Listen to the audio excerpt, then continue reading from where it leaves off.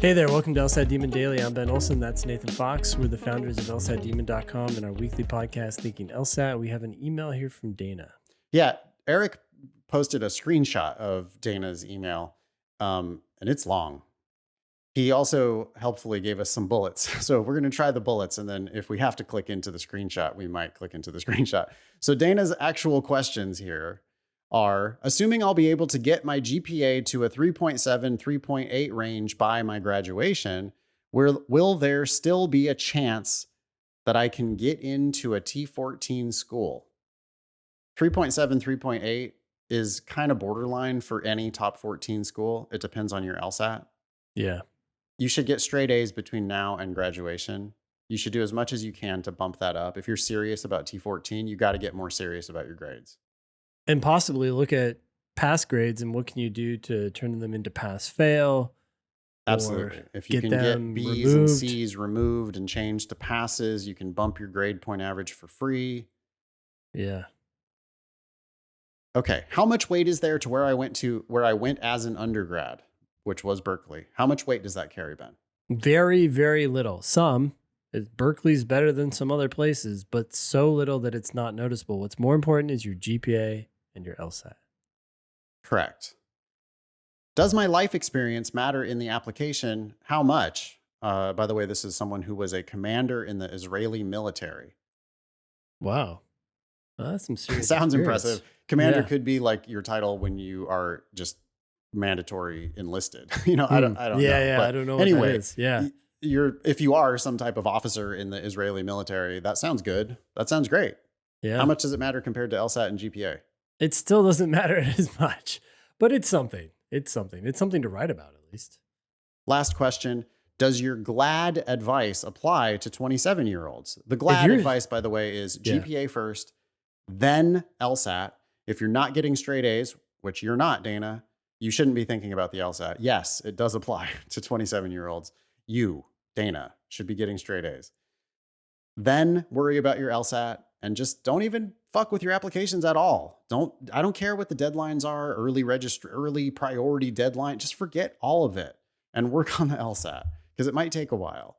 It might take multiple official attempts that might stretch out over months or a year or years even in some cases. So grades first, then LSAT, then apply.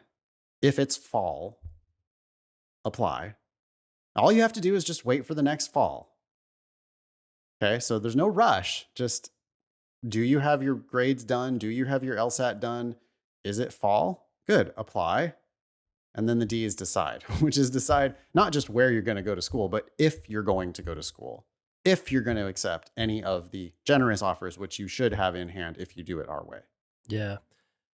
I mean, I don't know if we want to extend this acronym to say GLAD with like 2 A's, but you're applying early, right? In the fall.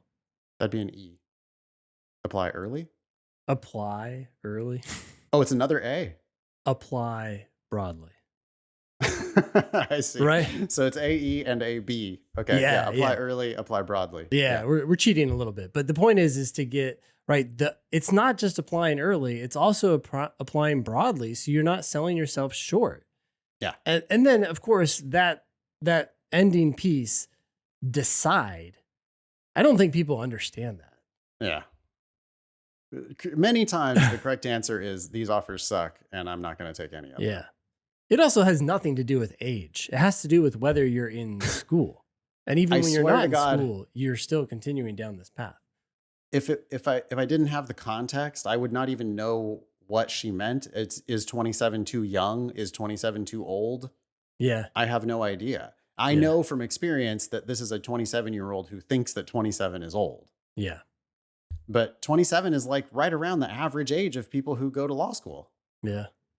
And there is absolutely nothing wrong with being a little bit older going to law school. In fact, it can be a major advantage. The people who go to law school after having had real jobs tend to perform much better with way less stress than the people who went K through JD.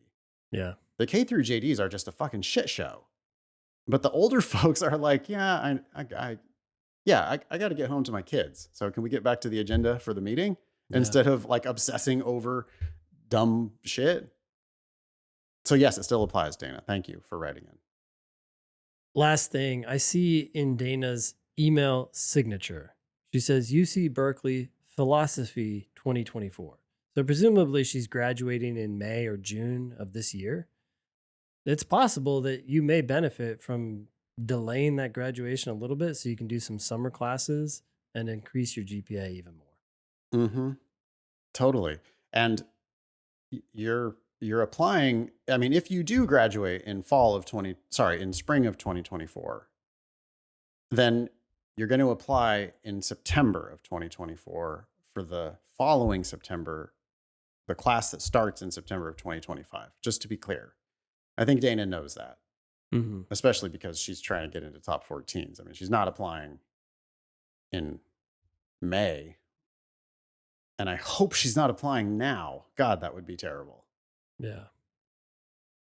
So we're looking at the next application cycle, Dana. You need straight A's from here on out. You need to try to rehabilitate that GPA as best you can. Changing one C to a pass could do it for you. You're going to want to look at the LSAC's interpretive guide to undergraduate grading systems page for whatever top 14 schools for Berkeley, because that's your undergrad. So the interpretive guide to undergraduate grading systems page on LSAC, they call it IGUGS, IGUGS. That should tell you how passes are converted.